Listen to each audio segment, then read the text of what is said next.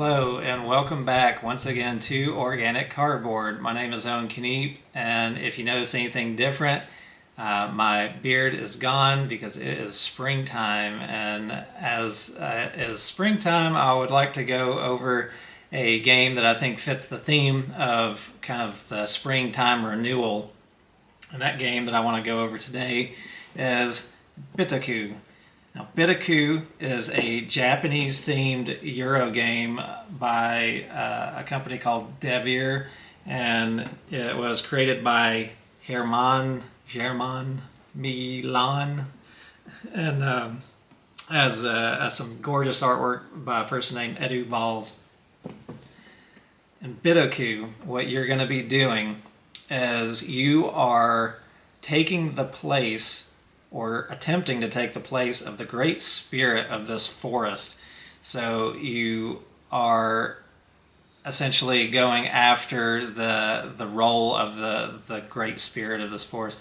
So this great spirit has decided that it's going to retire in 4 years, and so you have 4 years to prove your worth and your spiritual prowess to show that you are worthy of taking on that role. So when you look at this game, there is a lot going on in this board, and by a lot I mean a lot. And you're going to be dazzled and confused by what is going on when you look at this. There's so many icons, there's so many locations, there's cards here, there's a pathway at the top, there's all these tokens that you can pick up, and it is a little overwhelming at first. That's one of the problems with the game is it's got a bit of a high barrier to entry. Now it's a relatively heavy game. It would still be in that medium category. It's one of those games that looks a lot heavier than it really is once you start actually playing it. But there's so much, again, going on with it, and it will take you some time to really grok what's going on with all of the different moving parts. So the theme can feel a little disjointed. It's all got this Japanese terminology and for the spirit names and these different tokens and things that you can pick up. So it takes a little bit of time, but once you play a couple of rounds, you'll start to find a pathway that you can kind of focus on, because the game is a bit point salad-y a little bit. So you've got a lot of avenues to gain points, but different from a normal point salad game is that you have to narrow in on some paths. You can't just willy-nilly do whatever you want to, because you're going to get more points by going further along a couple paths than you will by doing a little bit of everything. So when you're looking at this board and you're looking at your player board, you are going to have actions that you can do that are based initially off of a deck of cards that you're going to have. Everybody's going to have the same 5 cards to start off with, and these are referred to as yokai cards. Now these yokai are like helping spirits that help you along your spiritual pathway, I guess, as you're increasing your renown as a Bitoku spirit. But each one is going to give you either some resources or allow you to do actions like move these little pilgrim characters along these pathways, or create buildings, or gain crystals that give you ongoing rewards. And you're going to have this small bit of deck building in the game. You're going to have a bit of worker placement that's going to go on in the game. And then you're also going to have a set collection that's going to take place as well. So you got a little bit of all those. Now the way your board is going to start out is you're going to have a lot of areas covered that can become uncovered to give you points at the end of the game. But starting out, you're going to have 3 dice that are going to kind of be like your sort of a worker that you're using to take the different actions on the board itself. Each one of these dice has a pip value, so it's going to be a normal D6. It's going to go from 1 to 6. And the higher your pip value is when you take an action on the board, the stronger that action can be, or you can do one of the ones that are further out on the list of options that are going to be in that location. Each one of your dice is going to be locked in place, though, to start off with.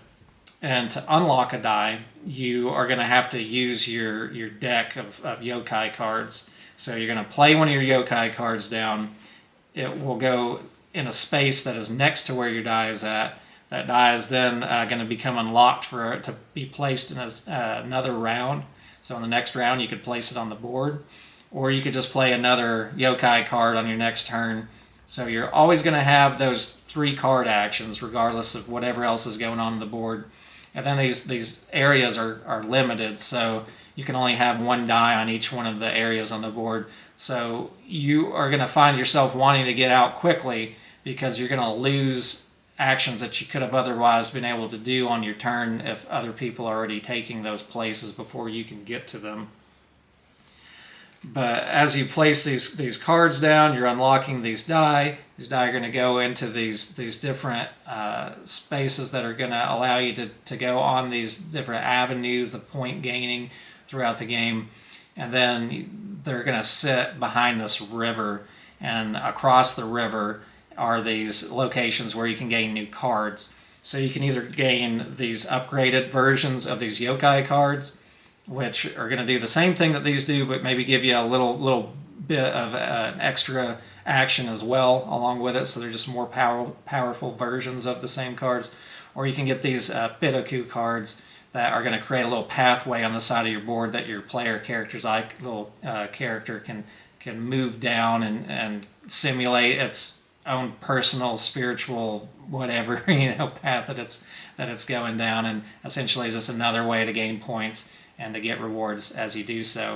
And then you have a set collection with those Bitoku cards at the end, because you can if you have more different kinds at the very end of the game, then you get extra points that increase the more different ones that you have. So having one just gives you 1 point, but if you have all 7 of them, then you get 22 points at the end. So that can be a huge boost at the very end of the game. Now, you do have one other location that you can put your dice at as well that does not require you going across the river to get to, and that will determine your turn order at the end of the game, as well as give you a little extra bonus as well. You got like these amulets that you can get that are just pip values that can increase the pip value on your die so that they can do stronger actions. Anytime they go across the river too to gain a card, they also have to lose a pip value, so there's that too. So you're kind of having to always maintain these pip values on your die.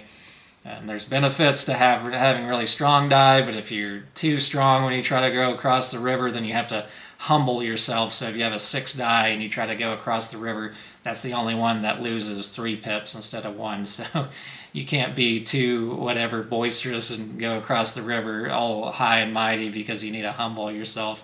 At least that's what this theme is going for. So it's this constant avenues for spiritual progression that you're trying to obtain. So we'll go through the different sections on the board here, at least these actions that you can do, and try to distill this down a little bit. This is a hard game to really talk about, because again, there's so much going on. It's overwhelming just to try to spit it all out. But you've got 4 main locations again that all of your die can be placed on.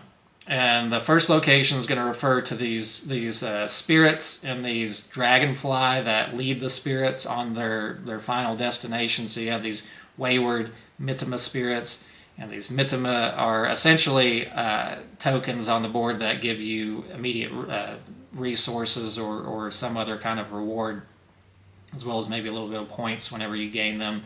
And then you have a separate icon or a separate token that links up with them, which are these Chinkan dragonfly. I know that this is not making a lot of sense. It doesn't at first, but it will. This theme will bleed into you, and you'll start to actually feel what's going on and connect to it as you play.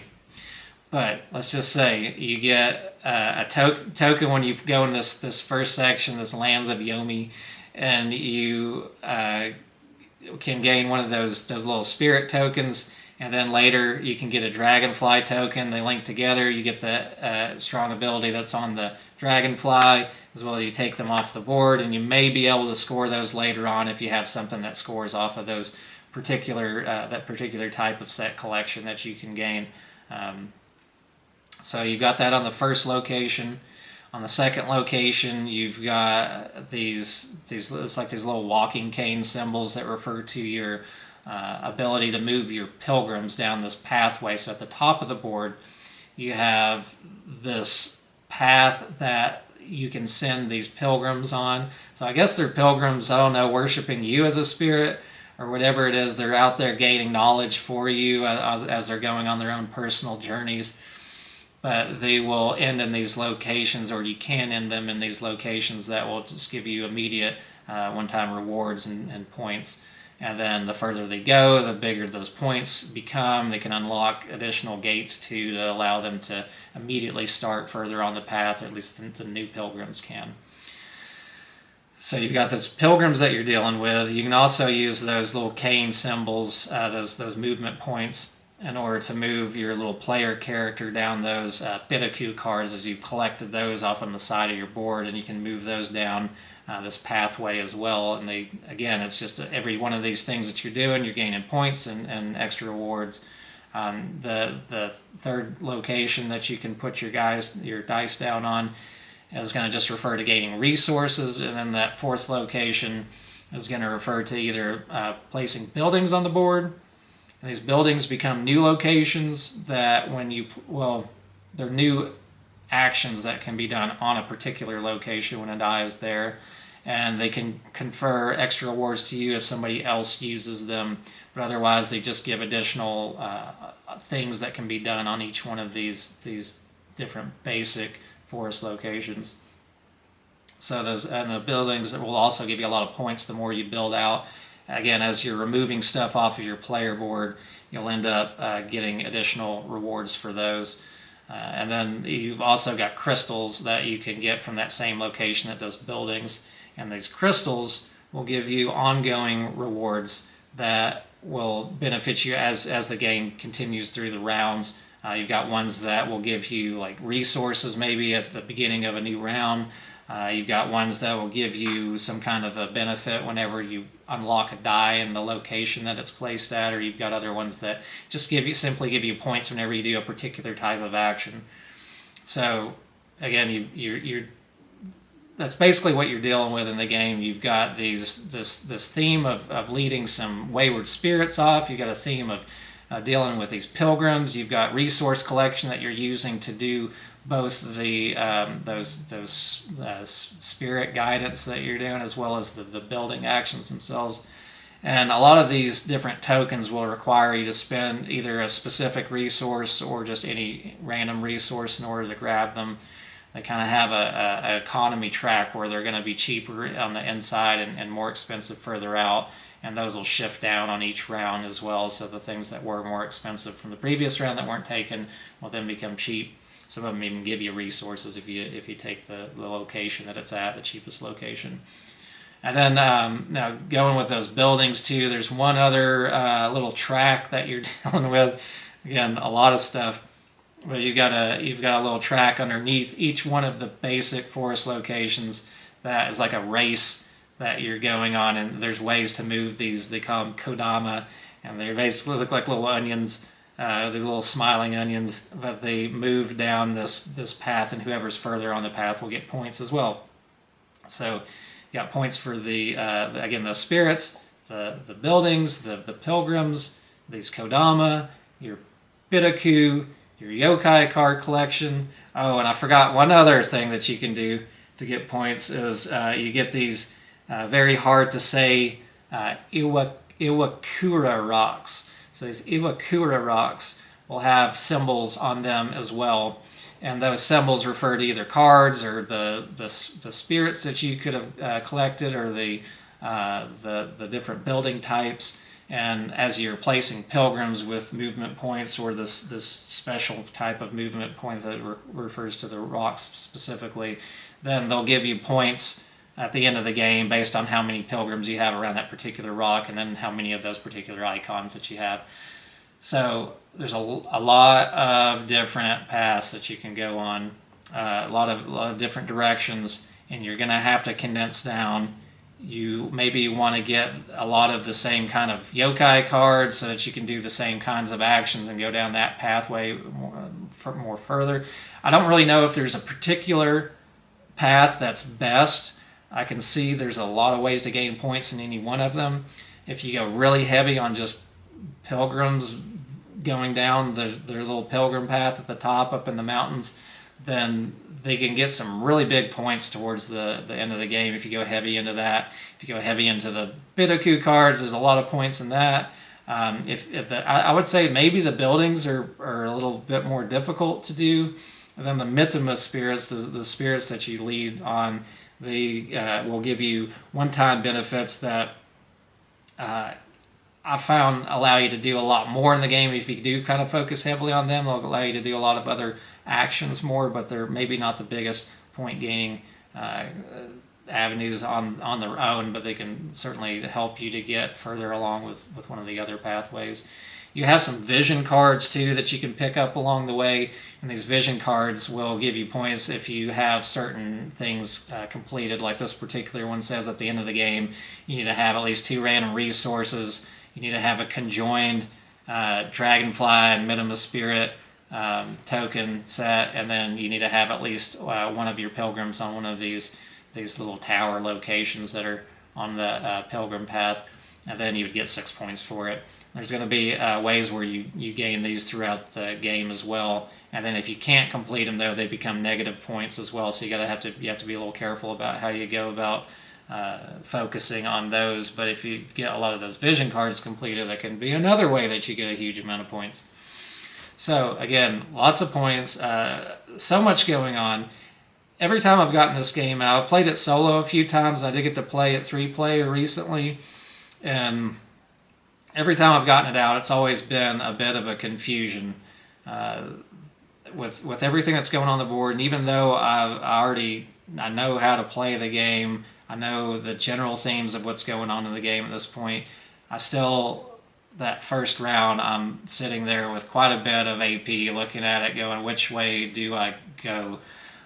But as soon as you start to really focus on a path, the rounds will become quicker. You'll start to feel like maybe you can actually hit that 120-minute recommended time. But I would expect, especially if you're playing with new players, that you're going to be going quite a bit over that. It's probably going to be a 3 to 4 hour game with 3 players, especially if they're new to the game. But overall, I really, really love this game. I give it an 8.5 out of 10. I think it's just one of those elegant games that has a high barrier to entry, not only for a new player, but even when you're playing yourself. But every time I've completed a game, I've been like, wow, that was just such a great game. It was so much fun.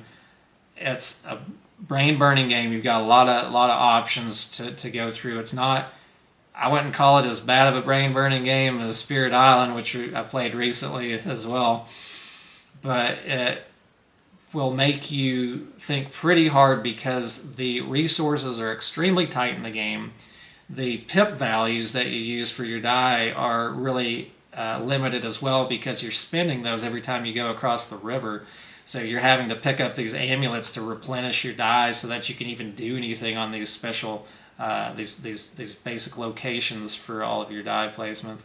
The most turns you're going to get in a game are going to be 9, because you can place your 3 cards down, you can place your 3 dice down and move them across the river 3 times. But more likely than not, you're only going to get 8 turns, maybe even 7 turns, because other people might have already placed their die in those locations, or they might have already gone across the river and taken those spaces. And so it's tight. Everything in the game is tight. Again, I don't know any particular way that's going to just confer the best route to go on, but whatever you do, you're going to have a complicated but fun time. trying to piece how you are going to get more points than your opponents. So it's all about efficiency. It's a heavy Euro, well, again, medium heavy, heavy medium, whatever. I think Board Game Geek lists this as like a 3.7 or something, which puts it in its medium category.